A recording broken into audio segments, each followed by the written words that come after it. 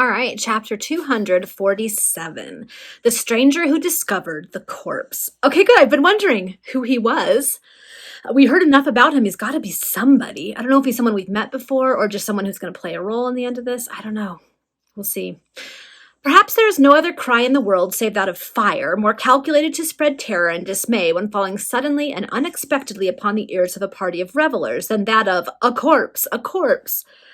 Before a single question can be put or a word of explanation can be given, each one who hears that ominous announcement revolves 1,000 dread conjectures in his mind. For although that cry might in reality herald nothing more appalling than a case of sudden death from natural causes, yet the imagination instinctively associates it with the foulest deed of treachery and murder.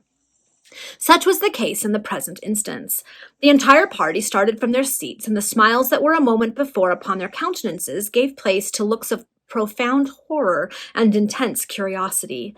The feelings thus denoted did not experience any mitigation from the inquiring glances that were cast toward the gardener, for the entire appearance of the old man was far more calculated to augment than diminish the alarm which his strange cry had originated. His eyes rolled wildly in their sockets, his quivering lips were livid, his frame seemed to be influenced by one continuous shudder, and his breath came with difficulty. In fact, the mysterious sounds of footsteps in the passage had worked up his feelings, already greatly moved by the discovery and exhumation of the rotting carcass of a female, to a degree of excitement doubly painful to behold in one so bowed with the weight of years as he, and he sank into a seat, as we have before said, in a state of almost complete exhaustion. The wine that Egerton compelled him to swallow partially restored him, and in the course of a few minutes he was enabled to relate the particulars which we have succinctly placed before the reader. The ladies were cruelly shocked by the narrative that thus met their ears, and they one and all declared that nothing should ever again induce them to visit a place into possession of which their relatives seemed to have entered under the most inauspicious circumstances. They also requested to be taken back to London with the least possible delay, and Sir Rupert Harborough, with his friend Chichester, hastened to give the servants orders to get the vehicles ready. Mrs. Bustard and her daughters retired into an anteroom to put on their bonnets and shawls. Egerton, Dunstable, Cholmondeley, and Tedworth Jones remained standing round the chair on which the old gardener was still seated. "This is a most extraordinary thing," said Dunstable, after a pause during which he had reflected profoundly. Then, addressing himself to his friend the colonel, he asked in a serious tone, "Does not the strange discovery just made remind you of something that I mentioned to you nearly 2 years ago?" "I recollect," cried the colonel. "You allude to the mysterious disappearance of Lydia Hutchinson." "I do," answered the nobleman. "That event occurred while I was lying wounded in this house." "I heard of it, to be sure," said the gardener, "but I was down in the country when all them things took place. I was there for some months. Do you think—" "No, it could not be," interrupted Dunstable, "for it was well known at the time that Lydia decamped with Lady Ravensworth's jewel-box." Colonel Cholmondeley turned away and said nothing. He remembered the evidences of desperate enmity between Adeline and Lydia, which had come with his own cognizance, and a vague, very vague, distant and undefined suspicion that the corpse just discovered might indeed be that of Lydia Hutchinson entered his mind. But he speedily banished it, for the idea that Lady Ravensworth could have had anything to do with the murder of Lydia did not seem tenable for a moment. "As your lordship says," observed the old gardener after a long pause, and now addressing himself to Dunstable, "it can't have anything to do with that young woman who was here. For that young woman who was here a few weeks as my lady's maid, because it's well known that she bolted off with the jewel casket, as your lordship says." Here Cholmondeley advanced toward Dunstable, took him by the arm, and leading him aside, said in a hasty whisper, "Let us leave this matter where it is. Should the body just discovered be really that of Lydia Hutchinson, who disappeared so strangely, it would be very annoying for us to have to explain to a coroner's jury all we know about her and Lady Ravensworth." "Truly so," answered Dunstable, "and after all, it is no affair of ours." This understanding being arrived at, the nobleman and his friend returned to the table, where they helped themselves to some champagne to allay, as they said, the disagreeable sensations produced by the sudden interruption which their mirth had experienced. The day seemed to be marked out by destiny as one on which various adventures were to occur in respect to the excursion party to Ravensworth Hall. It will be remembered that Sir Rupert Harborough and Chichester had left the drawing-room for the purpose of seeing the vehicles got ready with the least possible delay. The two friends, whom the associated roguery of many years had rendered as intimate as even brothers could be, proceeded downstairs and after some little trouble found their way to the servants' offices. Guided by a sound of voices, they threaded a passage and at length found themselves on the threshold of the room where the gardener's wife, the stranger who had first discovered the body, the seedy coachman, the lackey, and the groom were still discussing the incident that had so recently occurred. But the moment that the two gentlemen appeared at the door, the stranger started from his seat, exclaiming in a loud voice, "Well met, I declare, you're the very identical men I've been long wanting to see." Ooh, I wonder who it is. And putting his arms akimbo, he advanced towards them in a manner which appeared extremely free and independent in the eyes of the lackey. "Ah, my good friend Talbot," cried the baronet, for a moment thrown off his guard, but speedily recovering himself. "Upon my honor, I am delighted to see you." "So am I, quite charmed to find you looking so well," exclaimed Chichester. "No thanks to either of you, howsomever," said the individual thus addressed, and without appearing to notice the hands that were extended to him. "But you know as well as I do that my name isn't Talbot at all, it's Bill Pocock. And I may add, too, without telling a lie, it's now honest Bill Pocock." "Well, my dear Pocock," exclaimed Chichester with a glance that implored his forbearance, "I really am quite happy to see you, but we will step out into the garden and just talk over a few little matters." "Oh, gentlemen," said the gardener's wife, coming forward, "you're quite welcome to step into our little parlor on the other side of the passage, if so be you have anything private to talk about."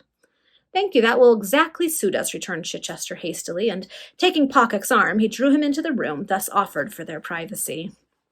Okay, we've brought together the original, three scoundrels who gave Richard so much trouble in the very, very first volume. I feel like we're coming full circle. The baronet remained behind for a few moments to give the necessary instructions to the servants relative to preparing the vehicles, and this being done, he rejoined Chichester and Pocock. When the trio were thus assembled in the gardener's little parlor, Pocock said, "So I found you two chaps still pursuing the old game. Got in with a young cit named Egerton and all his relations, eh? Pretty goings-on, I've no doubt." "Only just in a friendly way, my dear fellow," exclaimed Chichester, "but you stated that you had been looking for me in Harborough for a long time?" "Yes, I was anxious enough to see you both," returned Pocock, "and I'll tell you the reason why. You remember that night some few years ago when you got such a precious walloping at the Dark House in Brick Lane, Spitalfields?" "Well, well," said the baronet, "go on." "Oh, I see you haven't forgotten it. You also know that on that same night the very young man whom we all ruined was present. I mean Richard Markham." "Yes, to be sure, but what of it?" demanded Chichester. "Why, I gave him a paper, drawn up and signed by myself, plain William Pocock, and none of your aristocratic Talbots." "And that paper," said the baronet anxiously. "Contained a complete confession of the whole business that brought him into trouble," continued Pocock. "But he pledged himself not to use it to my prejudice, and that's the reason why you never heard of it in a legal way. On that same occasion, he put a £50 note into my hand, saying, 'Accept this as a token of my gratitude and a proof of my forgiveness, and endeavor to enter an honest path. Should you ever require a friend, do not hesitate to apply to me.' Those was his words, and they made a deep impression on me. Yes, gentlemen, and I did enter an honest path," continued Pocock proudly, "and that money prospered me. I returned to my old business as an engraver. I left off going to public houses. I worked hard and redeemed my character with my old employers. Since that night at the Dark House, all has gone well with me. I have never applied to my benefactor because I have never required a friend, but I have prayed for him morning and evening. Yes, gentlemen, prayed. I know that this may sound strange in your ears. It is nevertheless true, and I am not ashamed to own it. And while that faultless young man was pursuing his glorious career in Italy, there was an obscure but grateful individual in London who wept over his first reverses, but who laughed and sang and danced for joy when the newspapers brought the tidings of his great battles. And that individual was myself, for he was my savior, my guardian angel, my benefactor. Instead of heaping curses upon me, he had spoken kind words of forgiveness and encouragement. Instead of spurning me from his presence, he had given me money and told me to look upon him as a friend.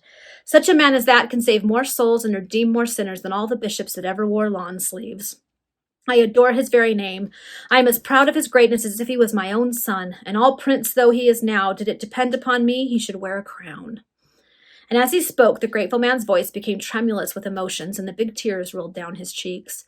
There was at that moment something so commanding, something so superior about even this vulgar individual, that Chichester and Harborough found themselves unable to reply to him in that strain of levity with which they would have gladly sought to sneer away his eulogies of one whom they hated and feared.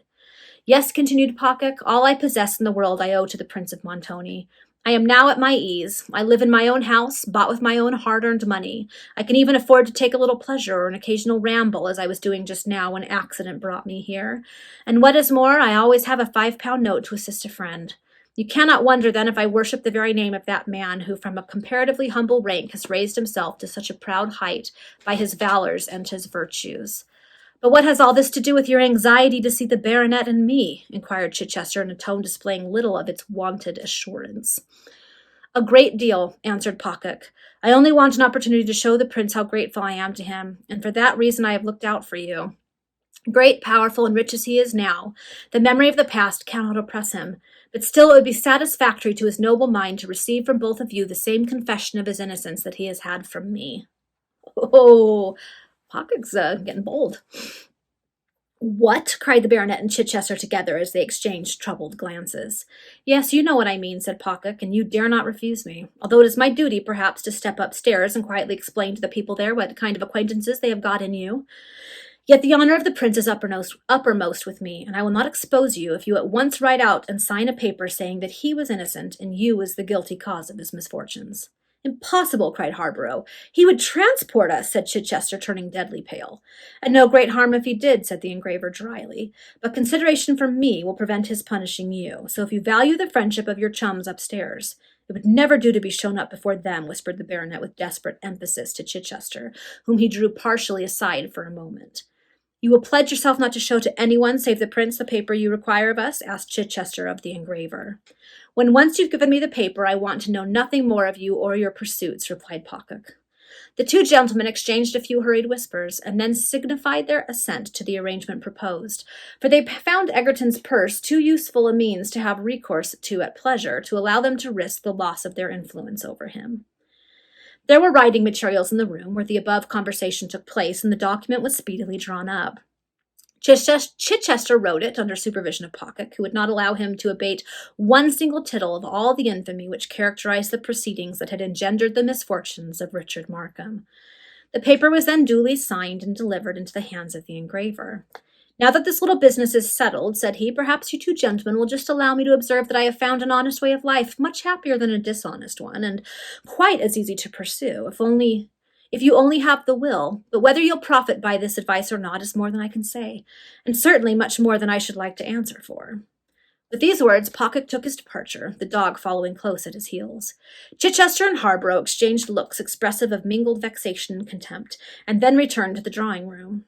The vehicles were almost immediately afterwards driven round to the principal entrance, and the company were on the point of leaving the apartment where the festivities had been so unpleasantly interrupted, when an exclamation which escaped the lips of Colonel Cholmondeley, who was gazing from the window, caused them all to hasten to the casement.